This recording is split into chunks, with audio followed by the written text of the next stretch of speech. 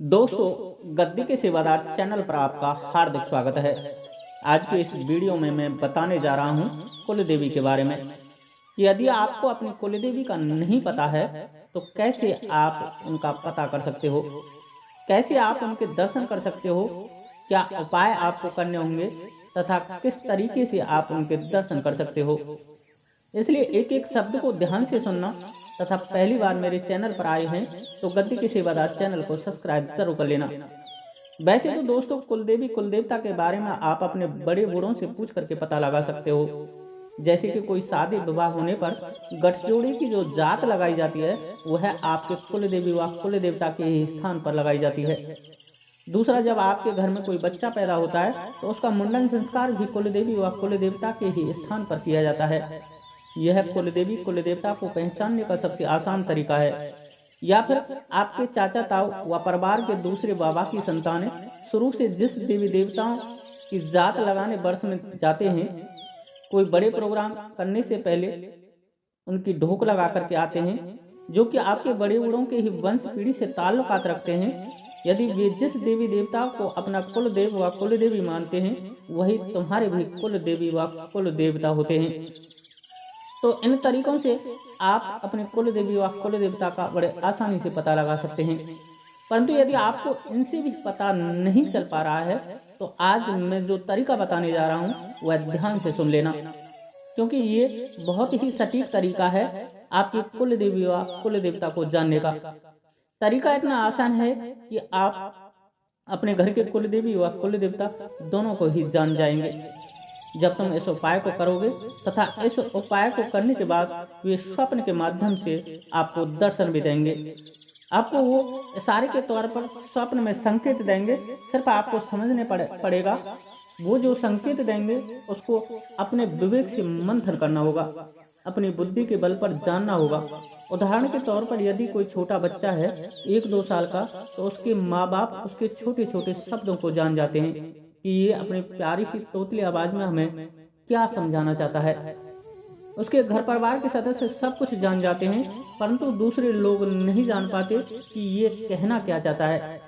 इस तरह दोस्तों, आपको अपने ही घर की उन शक्तियों को समझने का प्रयत्न करना होगा, उनके उन संकेत इशारों को भांपना होगा, उनके रूप रंग आकार प्रकार स्वभाव ढंग हाव भाव से समझना होगा कि आखिर ये हमें बताना क्या चाह रहे हैं।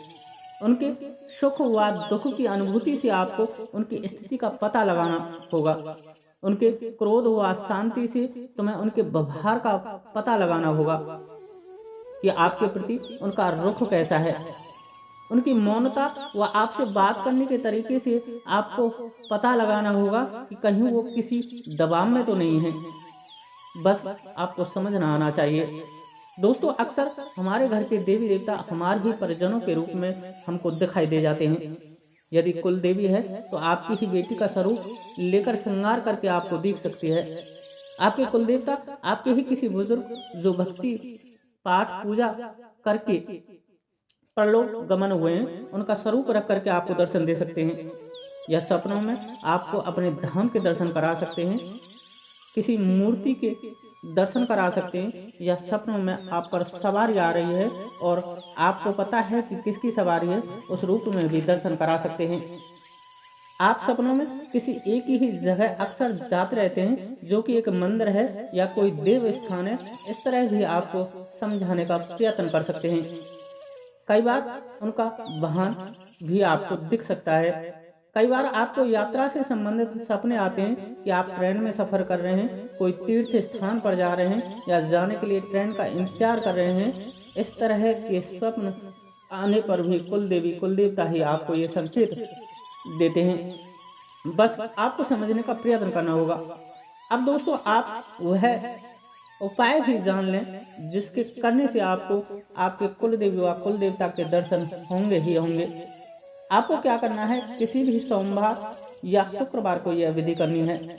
आपको एक सुपारी लेनी है पूजा की, थोड़े से चावल लेने हैं 1.25 मुट्ठी के बराबर, 2 लौंग आपको लेनी है, 11 व 21 रुपये आपको लेने हैं, 2 लड्डू या 2 बर्फी आपको लेनी है, और 1 देसी घी का दीपक आपको लेना है तथा 1 कलावा भी आपको लेना है।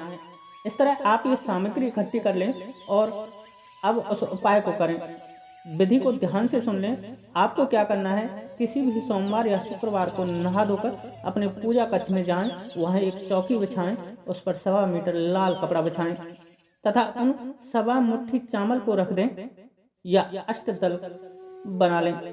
उसके बाद उस सुपारी को वहां स्थापित करें, 11 व 21 रुपये वहां रख दें तथा देसी घी का दीपक जला दें। उसके बाद आपको 2 लौंग लेकर के आह्वान करना है। उस सुपारी को देख करके अपने घर की कुल देवी व कुल देवता का नाम लेकर आह्वान कैसे करें वह सुन लें। आपको बोलना है अपना नाम, अपने पिता का नाम, अपने बाबा का नाम, अपने स्थान का नाम, अपने कुल व गोत्र का नाम, अपनी जाति का नाम। जैसे कि नाम लेना है, मेरा नाम यह है, मेरे पिता का नाम यह है, मेरे दादा का नाम यह है, मैं यहाँ का रहने वाला हूँ, मेरी जाति यह है, मेरा गोत्र यह है, मेरे घर के कुल देवी कुल देवता जो भी हैं, मुझसे मैं आपको नहीं जानता। आप कृपालु हैं, आप दयालु हैं, मैं आपका बच्चा हूँ। आपकी छत्र छाया सदा ही मेरे घर पर वार कर रही है, पर किसी कारणवश हम नहीं जान पाए, आपके दर्शन नहीं कर पाए, हम अज्ञानी हैं, हमसे तमाम भूल चूक जाने अनजाने में हुई हैं। आप हमें क्षमा करें। हम अपनी गलतियों की आपसे माफ़ी मांगते हैं। कृपया आप हमें माफ़ करते हो स्वप्न के माध्यम से हमें दर्शन देने की कृपा करें।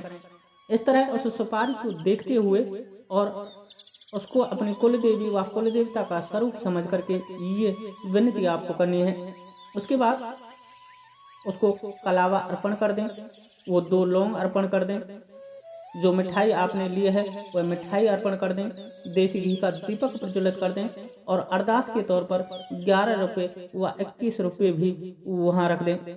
और जब अरदास के वो पैसे आप रखें तो वह सभी बोलें जो मैंने ऊपर बोला था। अपना नाम, अपने पिता का नाम, अपने स्थान का नाम, जाति का नाम तथा अपने गोत्र का नाम। और अरदास आपने दर्शन के लिए लगाई है तो विनम्र भाव में उनसे उनकी स्तुति करते हुए आप बोलें कि स्वप्न के माध्यम से हमें दर्शन दें तथा आप अपने बारे में हमें बताएं।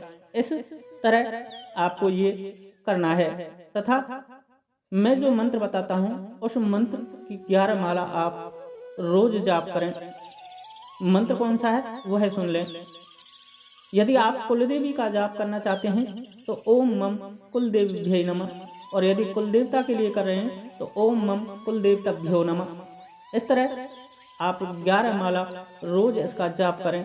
उससे पहले एक माला गणेश भगवान की कर लें, अपने गुरु मंत्र का जाप कर लें। यदि गुरु नहीं है तो एक माला ओम नमः शिवाय मंत्र की आप जाप कर लिया करें। दोस्तों, यदि माला सुबह नहीं कर पाते तो आप शाम को कर लिया करें तथा जब पूरा होने के बाद भगवान भैरव का स्मरण जरूर कर लिया करें और हाथ जोड़ करके उस सुपारी की तरफ ध्यान लगाकर उनसे स्वप्न में दर्शन देने का आग्रह करें। इस तरह दोस्तों आप देखेंगे कि कुछ ही समय में आपको दर्शन स्वप्न के माध्यम से जरूर होंगे। ये मेरा स्वयं का अनुभव है। आज के लिए इतना ही। वीडियो अच्छी लगी हो तो लाइक करें, शेयर करें तथा कमेंट्स करें और कमेंट्स में जय कुलदेवी व कुलदेवता जरूर लिखें। जय श्री राधे, जय श्री कृष्णा, जय माता की, जय गद्दी के सेवादार की।